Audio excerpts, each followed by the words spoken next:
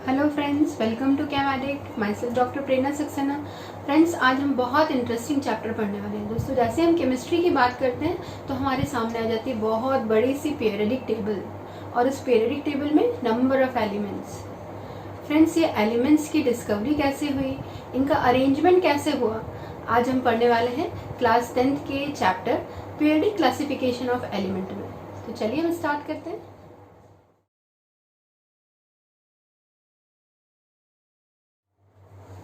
So friends, today we'll start our chapter number 5, periodic classification of elements. So before starting this chapter, let us know about what is atom, what is atomic number and what is atomic mass. दोस्तों, हमको chapter start करने से पहले हमारे concepts बिल्कुल clear होने चाहिए, इसलिए हम थोड़ी सी टर्मिनोलॉजी पहले पढ़ लेते हैं। इसके बाद हम पढ़ेंगे कि क्लासिफिकेशन का मतलब क्या होता है, पीरियडिक क्लासिफिकेशन क्या है, राइट। तो सबसे पहले हम पढ़ते हैं जो हमारे इम्पॉर्टेंट टर्मिनोलॉजी है फर्स्ट की एटम क्या होता है फ्रेंड्स। तो एटम क्या है? Atom it is smallest particle of an element that retain all the chemical and physical properties of element. दोस्तों, क्या मतलब है इसका कि एलिमेंट में प्रेजेंट होते हैं एटम। एटम क्या होते हैं फ्रेंड्स? एटम होते हैं सेम काइंड एलिमेंट के अंदर, जब एलिमेंट के अंदर होते हैं छोटे छोटे से एटम, तो एटम जो है एलिमेंट का छोटा सा पार्टिकल है जिसमें उस एलिमेंट की पूरी फिजिकल और केमिकल प्रॉपर्टीज़ होती हैं। वो छोटा सा एटम अपने एलिमेंट की सारी प्रॉपर्टीज़ को शो कर देता है कि उसकी फिजिकल और केमिकल प्रॉपर्टीज़ क्या हैं। नेक्स्ट आता है friends atomic number. Atomic number क्या है? एटॉमिक नंबर है दोस्तों, जैसे हमको पता है एटम का स्ट्रक्चर में प्रोटॉन और न्यूट्रॉन न्यूक्लियस के अंदर होते हैं। न्यूक्लियस होता है छोटा सा एक, उसमें प्रोटॉन और न्यूट्रॉन होते हैं और इलेक्ट्रॉन सारे बाहर रिवॉल्व करते हैं अराउंड द न्यूक्लियस।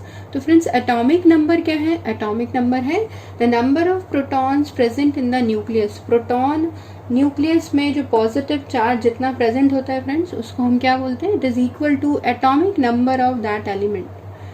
अब देखिए, हर एलिमेंट का एटॉमिक नंबर, हर एलिमेंट का atomic number that means number of protons अलग अलग होते हैं, इसलिए हर एलिमेंट के एटम की प्रॉपर्टीज़ भी अलग अलग होती हैं और उनको अरेंज हम करते हैं according to their atomic number और देयर एटॉमिक मासेस। अब हम आते हैं एटॉमिक मासेस क्या है। एटॉमिक मासेस क्या है फ्रेंड्स? एटॉमिक मासेस हैं कि जितने प्रोटॉन और न्यूट्रॉन अंदर है न्यूक्लियस के, अगर हम उनका सम कर दें, उनको प्लस कर दें, तो प्रोटॉन और न्यूट्रॉन का अगर हम सम करते हैं तो that is equivalent to atomic mass. और एटॉमिक नंबर क्या है फ्रेंड्स? एटॉमिक नंबर है केवल प्रोटॉन्स का नंबर। और अगर हमारा एटम न्यूट्रल है, मतलब कोई चार्ज नहीं है उसके ऊपर, तो प्रोटॉन हमेशा किसके इक्वल होता है? इलेक्ट्रॉन्स के इक्वल होता है। तो अब हम आगे आते हैं कि व्हाट इज क्लासिफिकेशन। फ्रेंड्स, अब हम बात करते हैं कि क्लासिफिकेशन का मतलब क्या है। क्लासिफिकेशन का मतलब क्या है फ्रेंड्स? कि to identify same species and grouping them together. क्या करना है फ्रेंड्स? हमको सेम टाइप की स्पीशीज को आइडेंटिफाई करना है और उसको एक ग्रुप में रखना है। This phenomenon is known as classification. इसको हम क्या बोलते हैं? क्लासिफिकेशन। फॉर एग्जाम्पल, जैसे फ्रेंड्स देखो, अगर हम अपनी वार्डरोब में अपने शर्ट, ट्राउजर्स और सॉक्स को रखते हैं, अपने अलमारी में हम सारी चीज़ें रखते हैं, एक साथ रखते हैं, लेकिन उनकी प्लेस डिफरेंट होती है। उनको हम एक सेपरेट प्लेस पर रखते हैं कि हमको वो आसानी से मिल जाए, हम उनको आइडेंटिफाई कर लें कि हमें कौन सी शर्ट पहननी है, कौन सी पैंट पहननी है, कौन सा सॉक्स निकालना है। तो हमारे पास चीज़ें बहुत सारी हैं, एक ही जगह पे रखी हुई हैं, लेकिन हमको उसको सेपरेट प्लेस पर, एक ही जगह रखना है लेकिन सेपरेट प्लेस पर रखना है ताकि हम उसको आसानी से आइडेंटिफाई कर सकें। तो फ्रेंड्स, ऐसे ही केमिस्ट्री में जब डाल्टन की एटॉमिक थ्योरी क्लियर हो गई तो सारे साइंटिस्ट कहाँ लग गए? सारे साइंटिस्ट बिजी हो गए कि कुछ हमको ऐसा वे मिले कि धीरे धीरे एलिमेंट्स की डिस्कवरी हो रही थी फ्रेंड्स। तो साइंटिस्ट सारे वहाँ बिजी हो गए कि हमको कुछ ऐसा क्लासिफिकेशन का कुछ तरीका मिले कि हम जो सेम टाइप की प्रॉपर्टीज़ वाले एलिमेंट्स को एक जगह रख सकें, एक जगह उनकी ग्रुपिंग कर सकें, और ताकि हमें उनकी स्टडी करने में, उनके कैरेक्टरिस्टिक्स को फाइंड आउट करने में आसानी हो। तो फ्रेंड्स, मुझे पूरी उम्मीद है कि आप एक क्लासिफिकेशन वर्ड से रूबरू हो गए होंगे। अब हम आते हैं डिफरेंट वे ऑफ क्लासिफिकेशन कि अलग अलग वे के क्लासिफिकेशन कौन कौन से हैं। तो दोस्तों सबसे पहले जो क्लासिफिकेशन आया था वो था लेवॉइजियर। लेवॉइजियर ने क्या किया था फ्रेंड्स, लेवॉइजियर ने एलिमेंट्स जो डिस्कवर हुए थे उस टाइम उनको उन्होंने मेटल्स और नॉन मेटल्स के में डिवाइड किया था। लेवॉइजियर ने क्या किया था फ्रेंड्स, जितने भी एलिमेंट्स थे उन एलिमेंट्स को उन्होंने दो टाइप में डिवाइड किया था, मेटल एंड नॉन मेटल।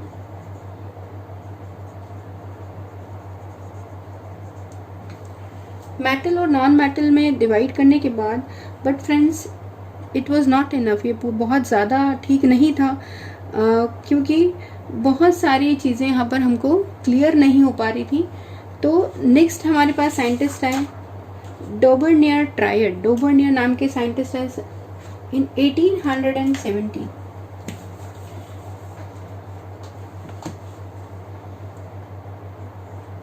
तो हम बात करते हैं अभी डोबर्नियर ट्रायड। डोबर्नियर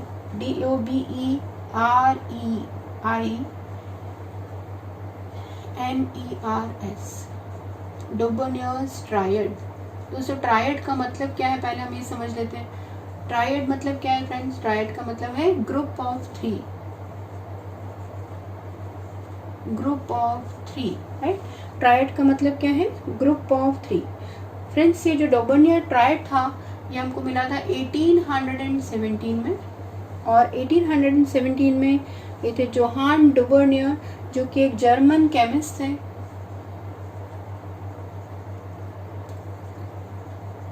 इन्होंने अपना एक ट्रायड सिस्टम दिया था फ्रेंड्स। उन्होंने क्या किया, जब एलिमेंट्स की डिस्कवरी कंटिन्यूस हो रही थी तो उन्होंने सारे एलिमेंट्स को उनके इंक्रीजिंग एटॉमिक मास के अकॉर्डिंग ग्रुपिंग करना उनकी चालू की। क्या किया फ्रेंड्स, उन्होंने जब एलिमेंट्स की डिस्कवरी कंटिन्यूस चल रही थी तो क्लासिफिकेशन करना ज़रूरी हो गया था कि सारे एलिमेंट्स के कैरेक्टरिस्टिक्स हमको एक ही जगह पर मिल जाए, हम अच्छे से देख पाए उनके कैरेक्टरिस्टिक्स को। तो डोबर्नियर क्या कर रहे थे, डोबर्नियर सारे एलिमेंट्स जो डिस्कवर्ड थे उनको उनके एटॉमिक मासेस के इंक्रीजिंग ऑर्डर में जब वो सेट कर रहे थे तब उन्होंने इस ऑर्डर को बोला कि जब वो कर रहे थे सारे एलिमेंट्स को एटॉमिक मास के इंक्रीजिंग ऑर्डर में जब वो सेट कर रहे थे तब उन्होंने क्या देखा कि जब तीन एलिमेंट्स उनको कंटिन्यूसली मिलते थे, लिथियम, सोडियम और पोटेशियम, ऐसे तीन एलिमेंट उनको मिले फ्रेंड्स। इसके थोड़ी देर के बाद उनको नए तीन एलिमेंट्स मिले, कैल्शियम, स्ट्रॉन्शियम और बेरियम। कैल्शियम, स्ट्रॉन्शियम और बेरियम। नेक्स्ट टाइम उनको मिले थोड़ी देर के बाद इंक्रीजिंग एटॉमिक मासेस में जब वो चल रहे थे तब उनको मिला क्लोरीन, ब्रोमीन और आयोडीन। सो फ्रेंड्स ये तीन ऐसे एलिमेंट्स थे जो एटॉमिक मासेस के इंक्रीजिंग ऑर्डर में लिखने के बाद उनको मिले थे। तो उन्होंने क्या देखा कि लिथियम, सोडियम और पोटेशियम को अगर हम इसकी प्रॉपर स्टडी करें तो उन्होंने देखा कि एटॉमिक मास ऑफ लिथियम, इसको अगर फ्रेंड्स हम A मान लेते हैं, इसको हम मान लेते हैं B और इसको हम मान लेते हैं C, तो इन्होंने देखा कि atomic mass of element A which is lithium plus atomic mass of element C which is potassium, इन दोनों के एटॉमिक मासेस के सम का जस्ट हाफ सोडियम का एटॉमिक मास होता है। तो उन्होंने इसको हम फिर से एक बार पढ़ लेते हैं फ्रेंड्स ताकि अच्छे से समझ में आए आपको कि उन्होंने क्या देखा कि 1/2 just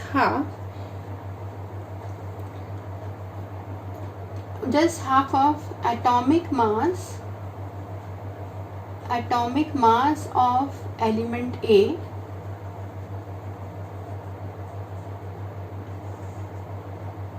plus atomic mass of element C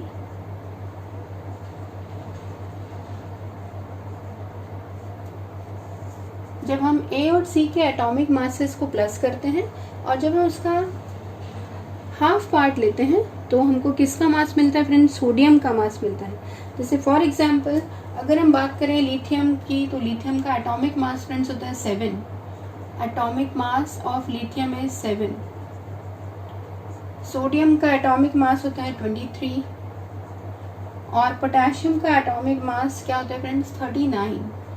तो अगर हम इस फॉर्मूले को यहाँ पे पुट करें तो हम कैसे देखेंगे कि 7 + 39 का जस्ट हाफ, 1/2 का जस्ट हाफ, तो 39 + 7 का जस्ट हाफ कितना आएगा friends, it will be 46, plus करेंगे आप तो 46 डिवाइडेड बाय 2 विल बी 23, तो 23 it is atomic mass of sodium. तो इस तरीके से उनको क्या मिला, उनको जब एटॉमिक मासेस के इंक्रीजिंग ऑर्डर में एलिमेंट्स को वो सेट कर रहे थे तो उनको 3 ट्रायड मिले। एक था लिथियम सोडियम पोटेशियम, दूसरा था कैल्शियम स्ट्रॉन्शियम बेरियम और क्लोरीन ब्रोमीन एंड आयोडीन। तो उन्होंने इसको बोला डोबर्नियर ट्रायड, अपने नाम के बाद उन्होंने लगाया डोबर्नियर ट्रायड। अब देखते हैं फ्रेंड्स, एक बार इसको भी देख लेते हैं हम। कैल्शियम स्ट्रॉन्शियम बेरियम में कैसे इनके एटॉमिक मासेस हाफ हो जाते हैं, स्ट्रॉन्शियम का एटॉमिक मास कैल्शियम और बेरियम का हाफ हो जाता है, ये हम देख लेते हैं। कैल्शियम स्ट्रॉन्शियम एंड बेरियम में फ्रेंड्स ये this is A, this is B and this is C again. Calcium का एटॉमिक मास क्या है फ्रेंड्स 40, स्ट्रॉन्शियम का एटॉमिक मास है 88 एंड बेरियम का एटॉमिक मास है 137। तो अगर हम 40 + 137 करें और जस्ट हम उसका हाफ ले लें तो हमें हमारा आंसर 88.5 आता है फ्रेंड्स, जो कि ऑलमोस्ट सिमिलर है स्ट्रॉन्शियम के, राइट, जो कि ऑलमोस्ट सिमिलर है स्ट्रॉन्शियम के। तो ये ट्रायड भी यहाँ पे सक्सेसफुल है। Next is chlorine bromine and iodine वाले ट्रायड में क्लोरीन ब्रोमीन एंड आयोडीन। अब क्लोरीन ब्रोमीन एंड आयोडीन में chlorine has atomic number of 35.5 दोस्तों, it is average atomic mass of chlorine. Bromine क्या है फ्रेंड्स 80 एंड आयोडीन है 127, atomic mass of iodine is 127। तो अगर हम इस ट्रायड सिस्टम को देखें तो 35.5 + 127 divided by 2 which will be almost equal to 81.25 which is similar to bromine atomic mass 80। अब फ्रेंड्स हम आते हैं कि इन ट्रायड की प्रॉपर्टीज़ में क्या सिमिलरिटी, इन एलिमेंट्स में क्या क्या सिमिलरिटी है। तो लिथियम सोडियम एंड पोटेशियम में दे ऑल आर, सबकी प्रॉपर्टी सिमिलर होना चाहिए। हमें ग्रुपिंग करना थी सारे एलिमेंट्स की ताकि हम उसके कैरेक्टरिस्टिक्स अच्छे से पढ़ सकें। तो हमने ग्रुपिंग करके देखा कि ए और सी का जस्ट मास का आधा बीच वाले एलिमेंट का मास होता है। अब इनमें सिमिलरिटी क्या है, सिमिलरिटी ये है फ्रेंड्स कि सारे जो हैं lithium sodium potassium they all are metals. सारे कौन है, they are metals, they all are metals. Lithium sodium and potassium they are metals. और सारे जो हैं they all react with water, पानी से रिएक्शन करके क्या देते हैं, they all react with water to form, पानी से रिएक्शन करके अल्कलीज बनाते हैं। तीनों react with water to form alkali.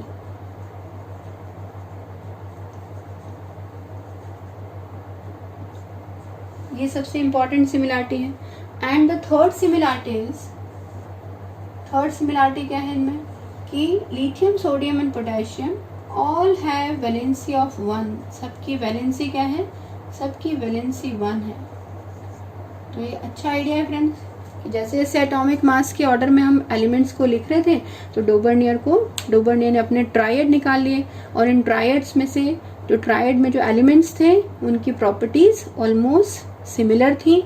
और ट्रायड 1 में फर्स्ट एलिमेंट और थर्ड एलिमेंट के एटॉमिक मास का जस्ट हाफ बीच वाले एलिमेंट का एटॉमिक मास आ जाता था। अब हम आते हैं कि कैल्शियम स्ट्रॉन्शियम और बेरियम वाला जो सेकंड ट्रायड था इसमें क्या सिमिलरिटी थी। फर्स्ट ट्रायड में तो क्या सिमिलरिटी फ्रेंड्स, एग्जाम में क्वेश्चन आते हैं, ये सारे मेटल्स हैं, वाटर से रिएक्ट करके सब अल्कली बनाते हैं, तो और सबकी वैलेंसी 1 है। अब हम आते हैं सेकंड ट्रायड में क्या सिमिलरिटी है। सेकंड ट्रायड हमारे पास है कैल्शियम स्ट्रॉन्शियम बेरियम का, तो ये भी सब मेटल्स हैं। तो फर्स्ट इसमें सिमिलरिटी है कि ऑल आर मेटल्स, ये भी मेटल्स हैं। देन इनके जो ऑक्साइड्स हैं, अब दोनों देखो यहाँ पर भी ये भी मेटल है, ये भी मेटल है, तो अब दोनों में इन मेटल्स में क्या डिफरेंस है।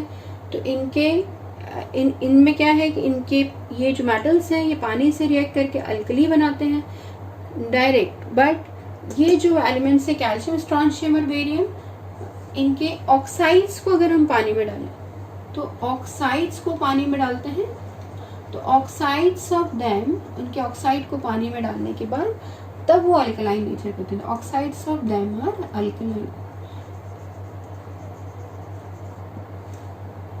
राइट। और सबकी वैलेंसी फ्रेंड्स कैसी है? इन सबकी वैलेंसी है ऑल हैव वैलेंसी ऑफ 2, सबकी वैलेंसी सेम है, ऑल हैव वैलेंसी ऑफ 2। तो आपको क्या करना है फ्रेंड्स, अच्छे से नोट्स बनाइए, बहुत अच्छे तरीके से समझ में आ रहा होगा आपको। तो अब देखिए कि यहाँ पर फर्स्ट भी मेटल थे, लेकिन इनको जब हम पानी में डिसॉल्व कर रहे थे तब ये अल्कलाइन नेचर के सॉल्यूशन बना रहे थे। इनके ऑक्साइड को हम पानी में डिसॉल्व करेंगे तब ये अल्कलाइन सॉल्यूशन बनाएंगे। इनकी वैलेंसी 1 है, इस ट्राइड में प्रेजेंट एलिमेंट्स की वैलेंसी 2 है। अब हम आ जाते हैं थर्ड ट्राइड। थर्ड ट्राइड कौन है फ्रेंड्स हमारे पास? Chlorine, bromine and iodine. Chlorine, bromine and iodine में क्लोरीन, ब्रोमीन, आयोडीन फ्रेंड्स कैसे हैं? They all are non metal. First हमारे पास जो सिमिलर प्रॉपर्टीज हैं, तीनों कैसे हैं? ऑल आर नॉन मेटल, तीनों ही कैसे हैं? नॉन मेटल्स हैं। Then all reacts with water, तीनों जब आपस में रिएक्ट करते पानी से, all reacts with water to form acid, water to form acid, पानी से रिएक्शन करने के बाद सब एसिड बनाते हैं। जैसे फॉर एग्जांपल हम एक एग्जांपल लेते हैं कि अगर हम क्लोरीन की पानी से रिएक्शन कराएं तो क्या बनेगा फ्रेंड्स? यहाँ पे बनेगा HCl, ठीक है। तो एसिड बनेगा hydrochloric acid along with one more acid HClO, वो अभी आपके कोर्स में नहीं है, बस सिंपल आपको ध्यान रखना है कि इन नॉन मेटल्स को अगर हम पानी में डालें तो ये क्या बनाती हैं? एसिडिक सॉल्यूशन बनाती हैं। एंड थर्ड क्या है? इनकी सबकी वैलेंसी 1 है, ऑल हैव वैलेंसी ऑफ 1। और फ्रेंड्स यहाँ पे भी वैलेंसी 1 है, यहाँ पे भी 1 है, लेकिन यहाँ पे क्या है? ये मेटल है और ये नॉन मेटल है। तो इस तरीके से डॉबर्नियर ने अपना ट्राइड सिस्टम दिया 1817 में। तो अब देखिए 1817 में कोई भी इतना अवेयर नहीं था, सारे साइंटिस्ट कंटिन्यूसली एफर्ट कर रहे थे, तो उस समय it has a great significance friends. 1817 में क्या मिला? बहुत ज़्यादा सिग्निफिकेंस थी इस डॉबर्नियर ट्राइड की। एंड इससे हमको तीनों एलिमेंट्स में से एक एलिमेंट और दूसरे एलिमेंट का अगर हमें एटॉमिक मास पता है तो हम बीच वाले एलिमेंट का एटॉमिक मास आसानी से पता कर पाते हैं। अब देखिए कि सबसे इम्पॉर्टेंट ड्रॉबैक क्या है, लिमिटेशन क्या है इस डॉबर्नियर ट्राइड का। डॉबर्नियर ट्राइड का लिमिटेशन ये है कि उस समय जितने भी एलिमेंट्स डिस्कवर्ड थे फ्रेंड्स, तो उनको हमने ट्राइड सिस्टम में डॉबर्नियर उसको सेट नहीं कर पाए। सारे एलिमेंट्स जो भी डिस्कवर्ड थे उनका ट्राइड वो नहीं बना पाए। जैसे इन 9 एलिमेंट्स के उन्होंने ट्राइड बनाए, तो वैसे हर एलिमेंट के ट्राइड बनाने में वो फेल हो गए। तो इसलिए डॉबर्नियर ट्राइड सिस्टम अब डिस्कार्डेड हो गया फ्रेंड्स। अब हम आते हैं friends Newlands law of Octave. Next हमारा क्लासिफिकेशन है न्यूलैंड्स लॉ ऑफ ऑक्टेव। दोस्तों ऑक्टेव का मतलब क्या है? न्यूलैंड्स लॉ ऑफ न्यूलैंड क्या है फ्रेंड्स? एक साइंटिस्ट का नाम है। Newlands law of Octave.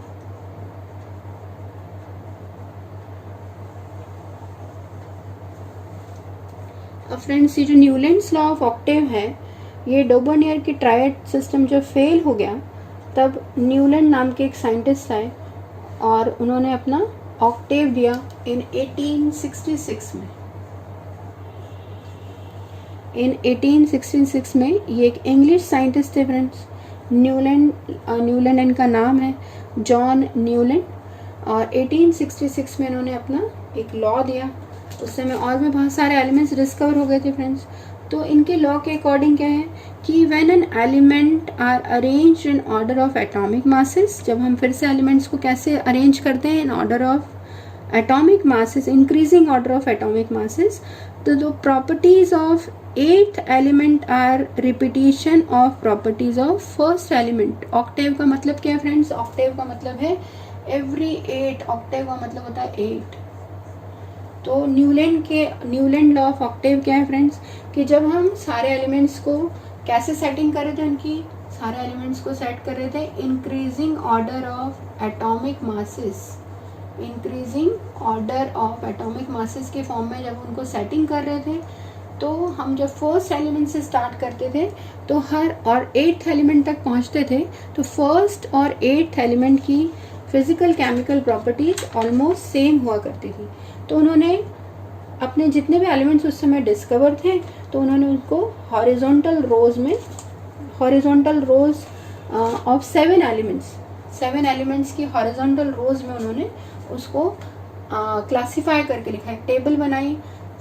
कैसे बनाई टेबल उन्होंने, 7 हॉरिजॉन्टल रोज की टेबल बनाई। तो 7 हॉरिजॉन्टल रोज का मतलब क्या फ्रेंड्स, उन्होंने अपनी टेबल के ऊपर लिखा सा रे ग म प ध नी और सा फिर से यहीं पर आता है फ्रेंड्स।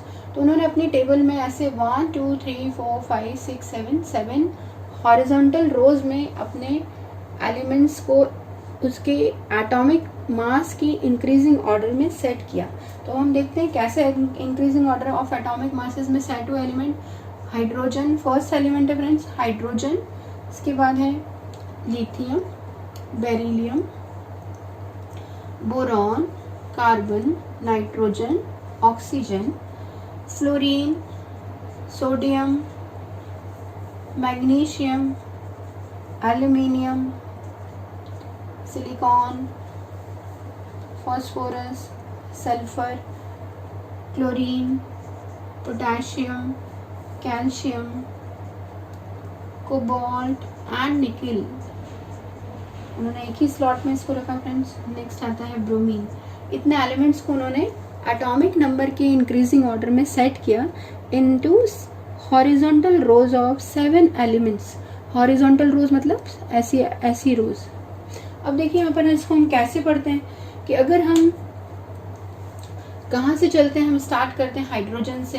तो हाइड्रोजन, लिथियम, बेरिलियम, सा रे ग म प ध नी सा मतलब हाइड्रोजन के नीचे कौन है फ्रेंड्स, फ्लोरीन। तो सा के नीचे जो भी एलिमेंट 8th नंबर पे आएगा, यहाँ पर देखते हैं हम काउंट करते हैं, यहाँ से स्टार्ट करते हैं हाइड्रोजन 1 2 3 4 5 6 7 8। आपको स्टार्ट कहाँ से करना है, जिस एलिमेंट से आपने स्टार्ट किया उसको नंबर 1 देना है फ्रेंड्स। तो सा रे ग म प ध नी सा। तो सा के नीचे जो नया एलिमेंट सा आता है, ये सबकी प्रॉपर्टीज कैसी है friends, they have similar physical and chemical properties. सबकी मेनली केमिकल प्रॉपर्टीज सेम है। फॉर एग्जाम्पल अगर हम यहाँ से चलते हैं लिथियम से, तो लिथियम से हम स्टार्ट करें 1 2 3 4 5 6 7 8। लिथियम के नीचे फ्रेंड्स कौन आया, सोडियम आया। तो लिथियम की प्रॉपर्टी सोडियम से मैच करती है। तो न्यूलैंड ने अपना लॉ ऑफ ऑक्टेव दिया कि हर 8th एलिमेंट की प्रॉपर्टी अपने फर्स्ट एलिमेंट जहाँ से हम स्टार्ट करते हैं वहाँ से उस पर्टिकुलर एलिमेंट से मैच करती है। तो उन्होंने अपना लॉ दिया न्यूलैंड्स लॉ ऑफ ऑक्टेव। और Newlands law of Octave friends आपको अच्छे से समझ में आया होगा। एक बार हम लिख देते हैं कि न्यूलैंड्स लॉ ऑफ ऑक्टेव क्या है, कि according to Newland when elements are arrange, कैसे अरेंज किया friends, when elements are arranged, जब एलिमेंट्स को अरेंज किया in order of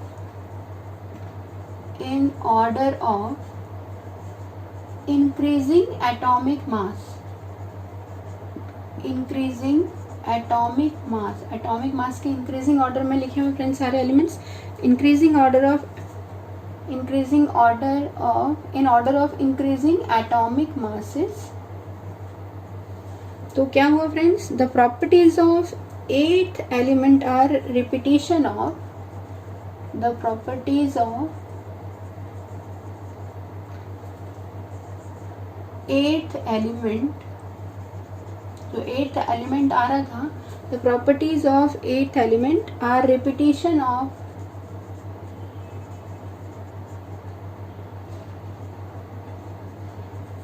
properties of first element. जहाँ से हम स्टार्ट करते थे उसको आपको नंबर 1 देना है। एक बार फिर हम देख लेते हैं। यहाँ से देखिए बेरिलियम को हमने नंबर 1 दिया, यहाँ से स्टार्ट करते हैं 1 से, तो आपने लिखा बेरिलियम 1 2 3 4 5 6 7 8, मतलब बेरिलियम और मैग्नीशियम की प्रॉपर्टी कैसी है, दोनों की केमिकल प्रॉपर्टी सेम है। तो न्यूलैंड लॉ ऑफ ऑक्टेव क्या था फ्रेंड्स कि when elements are arranged in order of increasing atomic masses the properties of 8th element are repetition of properties of first element. तो हर 8th एलिमेंट की property अपने first element के साथ match करती है। अब दोस्तों कुछ लिमिट बहुत अच्छा समझ में आ रहा होगा फ्रेंड्स आपको। अब देखिए सब जगह कुछ ना कुछ लिमिटेशंस तो होते ही हैं। अब इतने सारे एलिमेंट्स थे उस समय, उन्होंने उनको सारे का पद नहीं सा के ऑक्टेव के फॉर्म में उसको सेट कर दिया, लेकिन हमें लिमिटेशंस क्या थे कि ये जो लॉ ऑफ ऑक्टेव था it is applicable till calcium only. इसके बाद भी बहुत सारे एलिमेंट्स थे फ्रेंड्स, बट वो ऑक्टेव रूल अप्लाई नहीं कर रहे थे। तो ये लॉ कहाँ तक एप्लीकेबल था, it is applicable to till calcium only, केवल कैल्शियम तक हम इसको एप्लीकेबल कर पा रहे थे। न्यूलैंड ने नेक्स्ट इसका लिमिटेशन क्या था फ्रेंड्स कि उस समय न्यूलैंड ने अज्यूम किया था कि केवल 56 एलिमेंट्स थे न्यूलैंड के टाइम पे, तो उन्होंने सोचा था कि अब इसके आगे एलिमेंट्स की डिस्कवरी नहीं होगी, फ्यूचर में कोई भी एलिमेंट डिस्कवर नहीं होगा। बट लेटर ऑन बहुत सारे एलिमेंट्स डिस्कवर हुए and now it is 118 elements in our periodic table. तो जब सारे एलिमेंट्स डिस्कवर हुए और उनको न्यूलैंड के ऑक्टेव लॉ में रखा गया तो वो एप्लीकेबल नहीं हो पाए। थर्ड उनका सबसे बड़ा ड्रॉबैक था कि न्यूलैंड ने क्या किया, दो एलिमेंट को, ये देखिए कोबाल्ट एंड निकेल, दो एलिमेंट को अपनी टेबल में एक ही जगह एडजस्ट कर दिया इन सेम स्लॉट में ही दो एलिमेंट आ गए फ्रेंड्स। तो ये बहुत बड़ा ड्रॉबैक था कि इनको हमको अलग अलग स्लॉट में इनको सेट करना चाहिए था। अब हम कैसे आइडेंटिफाई करेंगे कि कोबाल्ट और निकेल की प्रॉपर्टीज़, अगर हमने दोनों को एक साथ केमिकल रिएक्शन कराई तो कौन सी रिएक्शन कोबाल्ट की कौन सी निकेल की है हम नहीं समझ पाएंगे। तो कोबाल्ट और निकेल को इन्होंने सेम स्लॉट में रख दिया, इनको हमको कहीं अलग कॉलम में रखना चाहिए था। फ्लोरीन ब्रोमीन एलिमेंट्स थे फ्रेंड्स, इनको भी यहाँ पे देखिए फ्लोरीन क्लोरीन ब्रोमीन के बीच में कोबाल्ट और निकेल रख दिए जो कि मेटल्स हैं, और फ्लोरीन क्लोरीन ब्रोमीन क्या है, तीनों नॉन मेटल्स हैं। हाइड्रोजन भी फ्रेंड्स नॉन मेटल्स हैं। तो ये बहुत बड़ा ड्रॉबैक था न्यूलैंड्स के ऑक्टेव लॉ में। फ्रेंड्स मुझे पूरी उम्मीद है कि आपको Newlands law of octave and Dobereiner law दोनों बहुत अच्छे से समझ में आए होंगे, क्लासिफिकेशन का मतलब समझ में आया होगा। तो फ्रेंड्स अगर आपको ये अच्छा लग रहा है तो आपको लाइक शेयर और सब्सक्राइब करना है। नेक्स्ट क्लास में हम पढ़ेंगे मेंडलीव्स पीरियोडिक टेबल के बारे में।